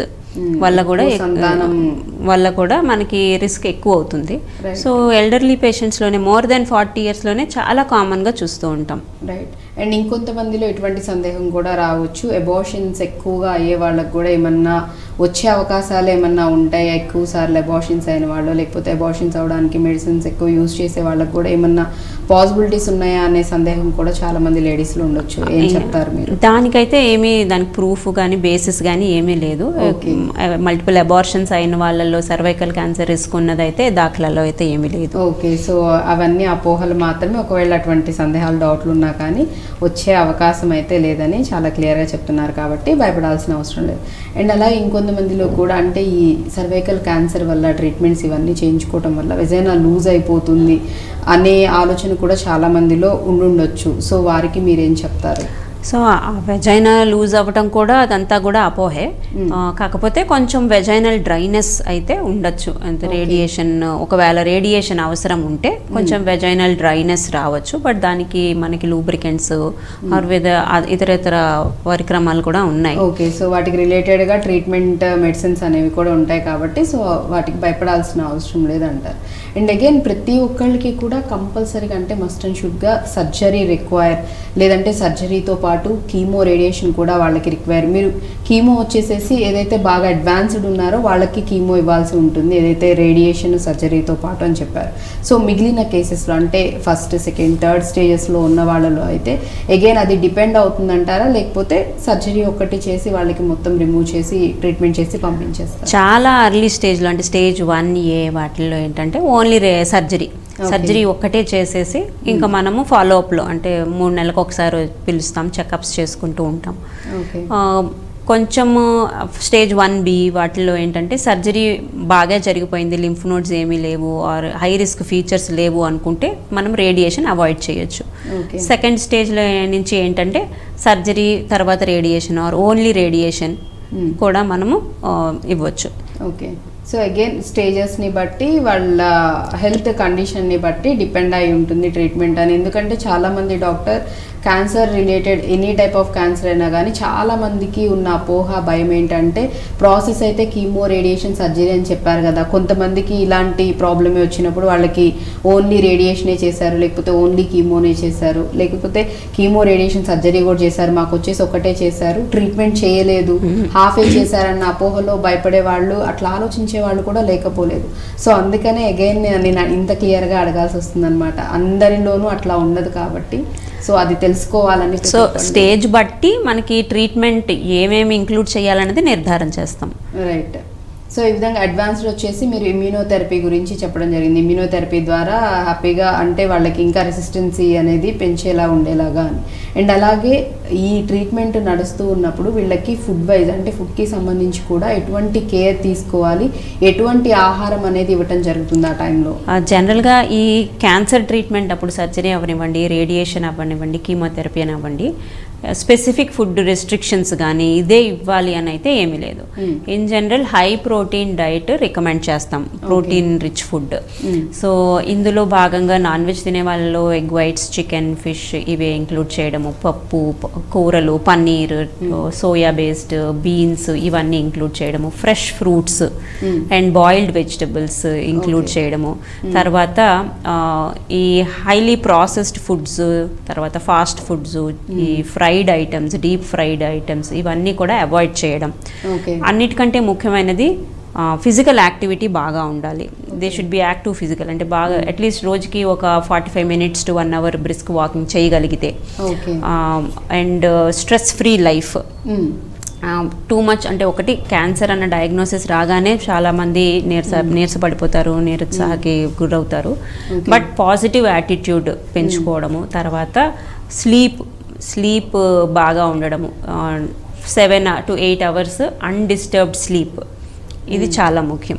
ఈ ఫ్యాక్టర్స్ మనం చాలా మటుకు అంటే యాజ్ డాక్టర్స్ మేము కూడా మిస్ అవ్వచ్చు. బట్ ఇవి కూడా ఎస్పెషల్లీ స్ట్రెస్ ఫ్రీగా ఉండడము, గుడ్ క్వాలిటీ స్లీప్, నిద్ర బాగా పోవడం అండ్ యాక్టివ్గా ఉండడం. వాళ్ళు ఈ డయాగ్నోసిస్కి ముందు ఎలా అయితే నార్మల్ యాక్టివిటీస్ చేసేవాళ్ళో అది కంటిన్యూ చేస్తూ ఉండడం. ఓకే. సో ఈ విధంగా అంటే బేసిక్గా మనం చూసుకున్నట్లయితే లైఫ్ స్టైల్ అనేది ఇప్పుడున్న వాళ్ళలో చూస్తున్నట్లయితే హరీ బరీ లైఫ్, జాబ్స్, రోజు అంటే మార్నింగ్ లేచినప్పటి నుంచి పడుకునే వరకు ఆ స్ట్రెస్, టెన్షన్ అనేది, హడావుడి అనేది ప్రతి ఒక్కళ్ళు చూస్తూనే ఉన్నాం. ఎస్పెషల్లీ ఈవెన్ లేడీస్లో కూడా ఎక్కువ దీనివల్ల hormonal changes, imbalance, PCODs, thyroid, over weight అనేది చాలా వరకు ఎక్కువ సఫర్ అవుతుంది, ఎక్కువ ఎఫెక్ట్ అవుతుంది కూడా లేడీస్కి. వీటి వల్ల ఈవెన్ మ్యారేజ్ అయిన తర్వాత కూడా కన్సీవ్ అవ్వడానికి ఇబ్బంది అవుతుంది, ఈవెన్ బేబీస్ని కనడానికి, డెలివరీలకి, వీటన్నిటికి కూడా చాలా చాలా సఫర్ అవుతున్నారు. సో ఇటువంటి కండిషన్స్లో ఒకవేళ ఇలా సర్వైకల్ క్యాన్సర్ వచ్చి ట్రీట్మెంట్స్ తీసుకుంటూ ఉన్నారు అంటే కనుక వాళ్ళు ఎంత జాగ్రత్తగా ఉండాలంటారు? లైఫ్ స్టైల్ కూడా ఏ విధంగా ఎటువంటి చేంజెస్ ఉండాలంటారు? సో ఇందాక చెప్పినట్టుగానే ఐడియల్ వెయిట్ మెయింటైన్ చేయడం, బాడీ వెయిట్ అన్నది వాళ్ళ హైట్కి తగినట్టుగా, ఏజ్కి తగినట్టుగా ఐడియల్ వెయిట్ మెయింటైన్ చేయడం. తర్వాత high risk features like smoking అలవాటు ఉన్న వాళ్ళు, ఆర్ ఆల్కహాల్ ఇంటేక్, డ్రింకింగ్ అలవాటు ఉన్న వాళ్ళు అది మానుకోవడం, లేట్ నైట్ పడుకోవడం, ఇర్రెగ్యులర్ స్లీపింగ్ హ్యాబిట్స్ కానీ, తర్వాత నైట్ టైం పడుకునే ముందు స్క్రీన్ చూడడం. చాలా స్టడీస్ ఈ మధ్యన వచ్చిన చాలా స్టడీస్లో ఏంటంటే ఎవరైతే పడుకునే ముందు ఈ స్క్రీన్, ఎస్పెషల్లీ మన సెల్ ఫోన్ స్క్రీన్స్ చూస్తూ ఉంటారో వాళ్ళకి ఈ మెలటోనిన్ అన్నది మన స్లీప్ హార్మోన్ అనమాట. ఈ మెలటోనిన్ సెక్రేషన్ అనేది తగ్గిపోతుంది. ఎప్పుడైతే మెలటోనిన్ సెక్రేషన్ తగ్గిపోతుందో స్ట్రెస్ లెవెల్స్ పెరుగుతాయి బాడీలో, పెరిగి ఇమ్యూనిటీ తగ్గి క్యాన్సర్ రిస్క్ అన్నది పెరిగే అవకాశం ఉంటుందని నిర్ధారణ చేశారు. సో ఎస్పెషలీ నైట్ టైం పడుకునే ముందు స్క్రీన్ ఆపడం, at least half an hour before sleep, పడుకునే అరగంట ముందు మనము స్క్రీన్ చూడడం ఆపేయాలి. తర్వాత పడుకునేటప్పుడు పూర్తిగా డార్క్గా చేసుకోవడము, అది చాలా ఇంపార్టెంట్. అండ్ ఫుడ్ కూడా నేను ఇందాక చెప్పినట్టుగా multiple meals, small quantities, frequent meals అంటాం, కొంచెం కొంచెం తినడం, ఎక్కువ సార్లు తినడం. అందులో కూడా మనము బాయిల్డ్ వెజిటబుల్స్ పెట్టుకోవడం, ఇంక్లూడ్ చేసుకోవడము, ఫ్రూట్స్, ఫ్రెష్ ఫ్రూట్స్లో ఏంటంటే యాంటీ ఆక్సిడెంట్స్ ఉంటాయి. ఈ యాంటీ ఆక్సిడెంట్స్ అన్నవి క్యాన్సర్ కారకమైన ఈ సూపర్ ఆక్సైడ్స్ కానీ, ఆక్సిడేటివ్ ఫ్రీ రాడికల్స్ అంటారు, వాటిని అబ్జార్బ్ చేసుకుంటాయి. దానివల్ల మనకి మ్యూటేషన్స్ అన్నవి అవకాశం తగ్గుతుంది, మ్యూటేషన్ చెందే అవకాశం తగ్గి క్యాన్సర్ కింద రూపాంతరం చెందే అవకాశం తగ్గుతుంది. సో ఇవే కాకుండా ముఖ్యమైనది ఇప్పుడు వ్యాక్సినేషన్. నేను ఇందాక చెప్పాను సర్వైకల్ క్యాన్సర్ వైరల్ ఇన్ఫెక్షన్ వల్ల వస్తుంది. ఇది హ్యూమన్ ప్యాపిలోమా వైరస్ అంటాం. సో ఈ హ్యూమన్ ప్యాపిలోమా వైరస్లో కూడా చాలా రకాలు ఉంటాయి, కనీసం ఒక 20-30 టైప్స్ ఉంటాయి. బట్ అందులో 2 రకాలు మట్టుకే మనకి సర్వైకల్ క్యాన్సర్ కారకంగా నిర్ధారణ చేశారు. 20-30లో 2 మాత్రమే కాజ్ చేస్తాయి కారణం, మోస్ట్ కామన్. మిగతావి ఏంటంటే పుల్పిర్లు అంటాం, పులిపిర్లు రావడము, తర్వాత ఏనల్ క్యాన్సర్స్, పెనైల్ క్యాన్సర్స్, మగవాళ్ళలో పినైల్ క్యాన్సర్స్, ఓరల్ క్యాన్సర్స్, ఇవి వచ్చే రిస్క్ ఎక్కువ ఉంటుంది. సో ఈ ఇన్ఫెక్షనే రాకుండా ఉంటే మనకి ఈ క్యాన్సర్స్ కానీ ఈ వాట్స్ కానీ వచ్చే రిస్క్ తగ్గిపోతుంది. మోర్ దెన్ 95% తగ్గిపోతుంది, 80% to 90%. సో ఈ వ్యాక్సినేషన్ అన్నది ఎవరికైతే ఈ ఇన్ఫెక్షన్ ఉండదో వాళ్ళలో ఇస్తే చాలా బాగా ఎఫెక్టివ్గా బాగా పనిచేస్తుంది. సో అందుకనే చిన్నపిల్లల్లో 10 ఏళ్ళు పైబడిన వాళ్ళకి, ఎస్పెషల్లీ 11 to 12 years, 11 నుంచి 12 ఏళ్ళ అమ్మాయిలకి ఆర్ అబ్బాయిలకి ఈ వ్యాక్సినేషన్ ఇస్తే వాళ్ళు పెద్దవాళ్ళు అయ్యాక ఈ క్యాన్సర్స్ బారిన పడకుండా మనం ప్రొటెక్ట్ చేసుకోవచ్చు. ఈ వ్యాక్సిన్లో కూడా 3 రకాలు ఉన్నాయి. సో సర్వైకల్ క్యాన్సర్ వ్యాక్సిన్ను మనం ఇందాక ఏదైతే చెప్పుకున్నామో ఈ హ్యూమన్ ప్యాపిలోమా వైరస్ అన్న దాని వల్ల వస్తుందని. సో ఈ వ్యాక్సిన్ ఏం చేస్తుందంటే ఆ వైరస్ ఇన్ఫెక్షన్స్ అవ్వకుండా ప్రివెంట్ చేస్తుంది. మనము చిన్నప్పుడు టీకాలు వేయిస్తాం పిల్లలకి, బీసీజీ అని, తర్వాత టీబీకి అని, తర్వాత మీజిల్స్, మమ్స్, ఈ రకరకాల వైరల్ ఇన్ఫెక్షన్స్ అవి కూడా. సో అవన్నీ రాకుండా ఈ వ్యాక్సినేషన్ ఎలా అయితే వేస్తామో ఈ సర్వైకల్ క్యాన్సర్ వ్యాక్సిన్ కూడా అలాగే పనిచేస్తుంది. సో ఎక్కువ అంటే ఏ ఏజ్ లో వేయించాల్సి ఉంటుందంటారు? సో ఈ వ్యాక్సిన్ ఏం చేస్తుందంటే ఇన్ఫెక్షన్ రాకుండా ప్రొటెక్ట్ చేస్తుంది, కానీ ఆల్రెడీ ఎవరికైతే ఇన్ఫెక్షన్ వచ్చిందో వాళ్ళకి ఏమీ ఎఫెక్ట్ ఉండదు, ఆ ఇన్ఫెక్షన్ ని తొలగించలేదు. సో ఇది ఇన్ఫెక్షన్ బారిన పడక ముందే మనం వేసుకోవాలి. అంటే చిన్నపిల్లల్లో ఎవరైతే ఈ యాక్టివ్ సెక్షువల్ లైఫ్ లో ఇంకా వెళ్ళరో, పార్టిసిపేట్ చేయరో, పాల్గొనరో వాళ్ళలో వేస్తాం, వ్యాక్సిన్ వేస్తాం. మరి పెద్దవారికి వచ్చేసరికి అంటే ఒకవేళ అంటే ఇన్ఫెక్షన్ రాని వాళ్ళకైనా పెద్ద ఏజ్ వాళ్ళలో ఒకవేళ వేయించుకోవాల్సి వస్తే వాళ్ళు ఈ వ్యాక్సిన్ అనేది వేయించుకోవచ్చు అంటారా? సో జనరల్ గా మనం ఈ వ్యాక్సిన్ వేసే ఐడియల్ ఏజ్ ఏంటంటే 11 నుంచి 12 ఏళ్ళు. ఈ వయసు మధ్యలో ఆడవాళ్ళకి, అమ్మాయిలకి వేస్తాము. ఓకే. సో అంటే మళ్ళీ దీనిలో ఓన్లీ గర్ల్స్ కి మాత్రమే ఉంటుందంటారా, బాయ్స్ కి ఈ వ్యాక్సిన్ అనేది వేయరు? సో 3 రకాల వ్యాక్సిన్స్ ఉంటాయి. ఓకే. ఫస్ట్ ది బైవాలెంట్ అంటాం. ఏదైతే నేను 2 రకాల హెచ్పివి టైప్స్ మోస్ట్ కామన్ అని చెప్పానో దాన్ని ప్రొటెక్షన్ కోసం బైవాలెంట్ వ్యాక్సిన్ అని ఉంటుంది, దాన్ని సెర్వారిక్స్ అంటారు. రెండోది క్వాడ్రివాలెంట్, అంటే 4 రకాల టైప్స్ ఆఫ్ వైరస్ని ప్రొటెక్షన్ ఇచ్చేది, అది గార్డాసిల్ క్వాడ్రివాలెంట్ దాని పేరు. లేటెస్ట్ది మూడోది 9 రకాల వైరస్ టైప్స్ మీద మనకి ప్రొటెక్షన్ ఉంటుంది, దాన్ని గార్డాసిల్ 9 వ్యాలెంట్ అంటారు. సో ఈ లాస్ట్ది ఏంటంటే మోస్ట్ అడ్వాన్స్డ్ అనమాట. సో అది సర్వైకల్ క్యాన్సర్కి ప్రొటెక్షన్ ఇస్తుంది, తర్వాత ఏనల్ క్యాన్సర్ అంటే దొడ్డి ద్వారంకి వచ్చే క్యాన్సర్స్, తర్వాత మగవాళ్ళలో పినైల్ క్యాన్సర్స్, ఈ పులిపిర్లు, కొన్ని రకాల oral cavity cancers, oral cancers, నోటికి సంబంధించిన క్యాన్సర్స్ నుంచి కూడా ప్రొటెక్షన్ ఇస్తుంది. సో ఈ 3వ రకం ఏదైతే వ్యాక్సిన్ ఉందో అది మోస్ట్ అడ్వాన్స్డ్. వెస్టర్న్ కంట్రీస్లో ఈ 3వ రకందే ఇస్తారు అందరికి.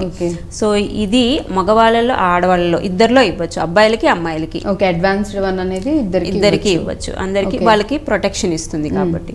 సో ఎవరైతే ఇది మనకి ఈ మధ్యనే రీసెంట్గానే ఇంట్రడ్యూస్ చేశాం కాబట్టి కొంచెం 25-26 ఇయర్స్ వాళ్ళకు కూడా ఈ వ్యాక్సినేషన్ కొంతవరకు ఎఫెక్టివ్గా ఉంటుంది. ఈవెన్ 40 ఇయర్స్ 45 ఇయర్స్ వాళ్ళు కూడా వేయించుకుంటున్నారు. సో ఈ వ్యాక్సిన్తో ఏంటంటే మనకి సైడ్ ఎఫెక్ట్స్ అన్నవి ఏమీ ఉండవు. బేసిక్గా యాక్చువల్ ఆ క్వశ్చన్ కూడా అడుగుదాం, ఎందుకంటే వ్యాక్సిన్స్ అనగానే చాలా మంది భయపడేది ఏంటంటే వ్యాక్సిన్ వేయించుకున్న వెంటనే సైడ్ ఎఫెక్ట్స్ అనేవి చూపిస్తూ ఉంటాయి, కొంతమంది తట్టుకోగలుగుతారు, కొంతమంది తట్టుకోలేకపోతారు అనే భయం అనేది ఉంటుంది. రీసెంట్లీ మనం కోవిడ్దే చూసుకోవచ్చు, చాలా మంది కూడా భయపడిపోయి అంటే దానివల్ల ఎఫెక్ట్ అయిన వాళ్ళు కొంతమంది ఉంటే, కొంతమందికి అసలు ఎటువంటి సిమ్టమ్స్ ఇబ్బందులు లేవు. సో అటువంటి భయాల అపోహలతో ఉండే వాళ్ళకు కూడా వ్యాక్సిన్స్ వేయించుకోవాలన్నప్పుడు ఏం చెప్తారు మీరు? సో జనరల్గా ఈ వ్యాక్సిన్ మనకి మామూలు జనరల్ పాపులేషన్లో ఇంట్రడ్యూస్ చేసే ముందు చాలా రకాల ట్రయల్స్ చేస్తారు దానికి. ఈ ట్రయల్స్లో పూర్తిగా అవి సేఫ్ అనే నిర్ధారణ చేశారు. సో దీనికి సైడ్ ఎఫెక్ట్స్, జ్వరము, నొప్పి అది కూడా ఏమి ఉండదు. మామూలుగా ఇంజెక్షన్ సైట్ పెయిన్ కొంతసేపు ఏ ఇంజెక్షన్ కైనా ఉంటుంది, అది తప్ప ఇంకా పెద్ద సైడ్ ఎఫెక్ట్స్ చెప్పుకోదగ్గవి ఏమీ ఉండవు. సో ఇది పూర్తిగా సేఫ్ కాబట్టి ఎవరైనా వేయించుకోవచ్చు. ఈవెన్ 40 ఏళ్ళు పైబడిన వాళ్ళు కూడా వేయించుకుంటున్నారు. వాళ్ళలో ఎంత ఎఫెక్టివ్గా ఉంటుంది అన్నది చెప్పలేము. కాకపోతే ఇది 9 రకాల స్ట్రెయిన్స్కి మనకి ప్రొటెక్షన్ ఇస్తుంది కాబట్టి ఆ పర్సన్లో 1 or 2 స్ట్రెయిన్స్ ఇన్ఫెక్షన్ ఉన్నా మిగతా స్ట్రెయిన్స్కి ప్రొటెక్షన్ అయితే వస్తుంది. సో ఎందుకంటే వెంటనే చాలా మందికి ఈ డౌట్ కూడా వస్తుంది కాబట్టి మీరు అన్నదే, అంటే ఆల్రెడీ ఒకవేళ మాకు ఇన్ఫెక్షన్ వచ్చి ఉండి అంటే ఒక 30 to 40 years బిట్వీన్గా ఉన్న వాళ్ళు, లేకపోతే ఒక 25 to 40 40 బిట్వీన్ అనుకుంటే కనుక వాళ్ళలో ఒకవేళ ఈ వైరస్ ఇన్ఫెక్షన్స్ మనం ఏదైతే అది ఇన్ఫెక్షన్ వచ్చిన్న వాళ్ళకి ఇది మీరు ఏదైతే చెప్పారో అడ్వాన్స్డ్ వ్యాక్సిన్ వేయించుకోవడం వల్ల ఎఫెక్ట్ అంటే వాళ్ళకి ఏమైనా హెల్ప్ అవుతుందా, యూజ్ అవుతుందా అనేది ఆలోచన కూడా ఉంటుంది కాబట్టి ఏం చెప్తారు? సో ఈ వైరల్ ఇన్ఫెక్షన్ ఉందా లేదా అని తెలుసుకోవడానికి హెచ్పివి టెస్ట్ అని ఉంది. అది కూడా వజైనా సర్విక్స్ నుంచి తీసి హెచ్పివి టెస్ట్ చేస్తారు. అది నెగిటివ్ ఉన్న వాళ్ళకి వ్యాక్సిన్ వేయించుకుంటే చాలా బెనిఫిటే ఉంటుంది. పాజిటివ్ ఉన్న వాళ్ళకి కూడా ఏదైతే స్ట్రెయిన్ వాళ్ళకు ఉంటుందో దానికి ఏమీ ప్రొటెక్షన్ ఉండదు, కానీ మిగతా స్ట్రెయిన్స్ ఇన్ఫెక్షన్ అవ్వకుండా ప్రొటెక్షన్ ఉండొచ్చు. ఇంకొక ముఖ్యమైన ఇంపార్టెంట్ విషయం ఏంటంటే వ్యాక్సినేషన్ చేయించుకున్న తర్వాత వాళ్ళు ఈ సర్వైకల్ క్యాన్సర్ స్క్రీనింగ్ కూడా చేయించుకోవాలి. పెద్దవాళ్ళు అయ్యాక సపోజ్ 15 సంవత్సరాల అమ్మాయికి వ్యాక్సినేషన్ చేసాం, 35-30 ఏళ్ళు వచ్చిన తర్వాత ఆ అమ్మాయికి స్క్రీనింగ్ చెయ్యాలా. వ్యాక్సినేషన్ చేసేసారు కదా, ఇంకా మరి రిస్క్ లేదంటున్నారు కదా అనుకో. కాకపోతే వ్యాక్సిన్ ఇచ్చిన వాళ్ళకు కూడా 80 to 90% సేఫ్, అది ఎఫికసీ ఉంటుంది. దాని ఎఫెక్ట్ 80 to 90% ఛాన్సెస్ అయితే ఉన్నాయి మళ్ళీ. సో ఎవరైతే వ్యాక్సినేషన్ చేసుకుంటారో వాళ్ళు కూడా ఈ స్క్రీనింగ్ అన్నది ఖచ్చితంగా పాటించాలి. ఏదైతే మనం రికమెండ్ చేస్తామో 30 ఏళ్ల పైబడిన వాళ్ళకి 3 సంవత్సరాలకు ఒకసారి, 65 ఏళ్ల వరకు వయసు వరకు కూడా ఈ స్క్రీనింగ్ వాళ్ళు కొనసాగిస్తూ ఉండాలి. సో వ్యాక్సినేషన్ చేసినంత మాత్రాన స్క్రీనింగ్ అక్కర్లేదు అని అయితే అనుకోకూడదు. ఓకే, సో అట్లా కూడా చాలా మంది డిసైడ్ అయిపోతూ ఉంటారు కాబట్టి సో వ్యాక్సిన్ వేయించుకుందాం, ఇంకా లైఫ్ లాంగ్ మనకి ఎటువంటి ఎఫెక్ట్ అనేది ఉండదు, సో ఆ వైరల్ ఇన్ఫెక్షన్ కూడా రాదు అన్న ఆలోచనలో చాలామంది ఉంటారని డాక్టర్ గారు స్పెసిఫిక్గా చెప్పడం జరిగింది. కాబట్టి ఒకవేళ వ్యాక్సిన్ వేయించుకున్నా కానీ మళ్ళీ తర్వాత ఒక 10 years తర్వాత ఖచ్చితంగా స్క్రీనింగ్ టెస్ట్ అనేది ఏదైతే వాళ్ళకి ఇక రికమెండెడ్ ఏజ్ ఉంటుందో, అంటే 30 ఏళ్ల పైబడిన వాళ్ళు ఎవరైనా కూడా స్క్రీనింగ్ యథావిధిగా మిగతా వాళ్ళలాగానే వీళ్ళు కూడా స్క్రీనింగ్ లో పాల్గొంటూ ఉండాలి. ఓకే, చేయించుకుంటే మంచిది. మోస్ట్లీ 80% వరకు ఎటువంటి అంటే ఎఫెక్ట్ అయితే వీళ్ళకి వచ్చే ఛాన్సెస్ చాలా తక్కువ అని చెప్తున్నారు. బట్ 20% ఛాన్సెస్ అయితే ఉన్నాయి కాబట్టి సో రిస్క్ ఎందుకు, ఖచ్చితంగా స్క్రీనింగ్ అనేది చేయించుకుంటే చాలా చాలా మంచిది. అండ్ అలాగే డాక్టర్ గారు చాలామంది కూడా ఏదైనా ప్రాబ్లం హెల్త్ ఇష్యూ వచ్చిందంటే ట్రీట్మెంట్ అంతా చేయించుకుంటారు, ఆఫ్టర్ దట్ ఫాలో అప్ అంటే డాక్టర్ దగ్గరికి వెళ్ళటం, రెగ్యులర్గా చెకప్ చేయించుకోవటం, కలవటం, చూపించుకోవడం అనేది చాలామంది తగ్గించేస్తారు. వన్స్ ట్రీట్మెంట్ అయిపోయిందంటే ఓకే ఎవ్రీథింగ్ ఫైన్, అంతా నార్మల్ అయిపోయిందన్న దీనిలో ఉంటారు. కాబట్టి ఎస్పెషల్లీ ఇటువంటి క్యాన్సర్తో బాధపడే వాళ్ళు, సర్వైకల్ క్యాన్సర్ కానివ్వండి లేకపోతే నార్మల్ క్యాన్సర్స్ అయినా కానీ ఫర్దర్గా ఎట్లా ఫాలోఅప్లో ఉండాలి డాక్టర్తో అంటారు? సో ఫాలో అప్ చాలా ఇంపార్టెంట్. ట్రీట్మెంట్ వరకు చాలామంది చాలా డ్రివెన్గా ఇంకా ఎలా అయినా ట్రీట్మెంట్ నేను కంప్లీట్ చేయాలి అని రెగ్యులర్గా వస్తూ ఉంటారు, ట్రీట్మెంట్ ఫినిష్ చేస్తారు. ట్రీట్మెంట్ అయిన తర్వాత వాళ్ళకి మనం ఇంపార్టెన్స్ ఆఫ్ ఫాలో అప్ చెప్పాలి. ఎందుకంటే మోస్ట్ ఆఫ్ ద క్యాన్సర్స్ మళ్ళీ తిరిగి వచ్చే రిస్క్ కొంత ఉంటుంది. ఆ రిస్క్ కూడా మొదటి 3 సంవత్సరాలు 5 సంవత్సరాల్లో చాలా ఎక్కువ ఉంటుంది అనమాట. సో ఇనీషియల్గా ఈ ఫాలో అప్ అనేది చాలా ఇంపార్టెంట్. ముఖ్యంగా మొదటి 2 సంవత్సరాల్లో 3 నెలలకు ఒకసారి ఫాలో అప్ చెకప్కి ఖచ్చితంగా రావాలి.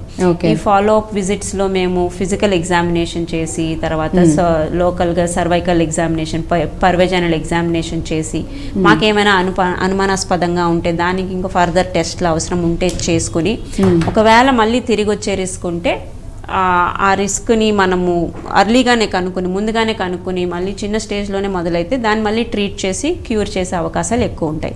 సో మొదటి 2 సంవత్సరాల్లో 3 నెలలకు ఒకసారి ఖచ్చితంగా ఫాలోఅప్కి రావాలి. 2 సంవత్సరాలు అయిపోయిన తర్వాత 6 నెలలకు ఒకసారి, ఒక 3 years. సో ఈ విధంగా ఒక 5 years వరకు రెగ్యులర్గా డాక్టర్తో అంటే టచ్లో ఉండి రెగ్యులర్గా వెళ్ళి చెకప్స్ అనేవి చేయించుకుంటూ ఉండాలని చెప్తూ ఉన్నారు. సో మ్యాక్సిమం అండ్ ఇంకొకటి ఫైనల్గా క్వశ్చన్ వచ్చేసి ఏంటంటే నార్మల్గా ఇప్పుడు అడ్వాన్స్డ్ ట్రీట్మెంట్స్ అనేవి క్యాన్సర్లో వచ్చాయి, అడ్వాన్స్డ్ ట్రీట్మెంట్స్ యూస్ చేస్తున్నారని కూడా చెప్తూ ఉన్నారు. కాబట్టి ట్రీట్మెంట్ మొత్తం ప్రాసెస్కి ఇనిషియల్ స్టార్ట్ చేసినప్పటి నుంచి కంప్లీట్గా ట్రీట్మెంట్ కంప్లీట్ అవ్వడానికి ఎంత టైం పడుతుందంటారు? సో డయాగ్నోసిస్ నిర్ధారణ అయినప్పటి నుంచి సపోజ్ ఓన్లీ సర్జరీ అయితే మేబీ సర్జరీ 1 day ప్రొసీజర్, కాకపోతే మనకి surgery recovery time maybe 2 to 3 weeks ఉంటుంది. ఒకవేళ రేడియేషన్ కూడా అవసరమైతే ఇంకొక 2 to 3 weeks ఆఫ్ రేడియేషన్ ఉంటుంది. సో టోటల్గా 2 months to 2.5 months of treatment ఉంటుంది. ఆ తర్వాత ఫాలో అప్లో ఉంటారు. ఓకే, సో ఎక్కువగా అంటే చాలా మంది కూడా ఇలా కూడా అపోహ పడుతూ ఉంటారు కాబట్టి 1 or 2 years వరకు ట్రీట్మెంట్ అనేది కంటిన్యూస్గా అవుతూనే ఉంటుంది. చాలామంది అంటే కీమోస్ ఒక 2 months అని చెప్తూ ఉంటారు, మళ్ళీ సర్జరీ అయ్యాక కూడా మళ్ళీ కీమో అంటారు, మళ్ళీ రేడియేషన్ అంటారు. సో లాంగ్ అండ్ లెందీ ప్రాసెస్లా ఉంటుందని చెప్పేసి చాలామంది ఫీల్ అవుతూ ఉంటున్నారు. కాబట్టి వాళ్ళ అపోహల కోసమే నేను ఈ క్వశ్చన్ అడగడం జరిగింది. సో మొత్తంగా చూసుకున్నట్లయితే డాక్టర్ గారు ఏం చెప్తున్నారు అంటే, ఇప్పుడు అడ్వాన్స్డ్గా మెడిసిన్ కానీ ట్రీట్మెంట్స్ కానీ వచ్చాయి కాబట్టి క్యాన్సర్కి సంబంధించి భయపడాల్సిన అవసరం లేదు. అండ్ ఇంకొకటి కూడా 30 years పైన పడిన వాళ్ళు ఖచ్చితంగా స్క్రీనింగ్ టెస్ట్ అనేది ఖచ్చితంగా చేయించుకోవాలి ప్రతి ఒక్కళ్ళు కూడా, ఆడవాళ్ళు. అండ్ హైజెనిక్గా ఉండాలని కూడా చెప్తూ ఉన్నారు కాబట్టి సో ఇవన్నీ కూడా ఖచ్చితంగా ఫాలో అవ్వండి ప్రతి ఒక్కళ్ళు. సో ఇటువంటి ఫర్దర్గా ఇష్యూస్ రాకుండా ఉంటాయనేసి డాక్టర్ గారు చెప్తున్నారు. Before that thank you so much doctor గారు, థ్యాంక్ యూ, చాలా చక్కగా ఎక్స్ప్లెయిన్ చేశారు, ధన్యవాదాలు. సో చూసారు కదా, ఇది ఇవాల్టి హెల్త్ టాపిక్. మరో టాపిక్తో మళ్ళీ మీ ముందు ఉంటాను. Keep watching iDream News.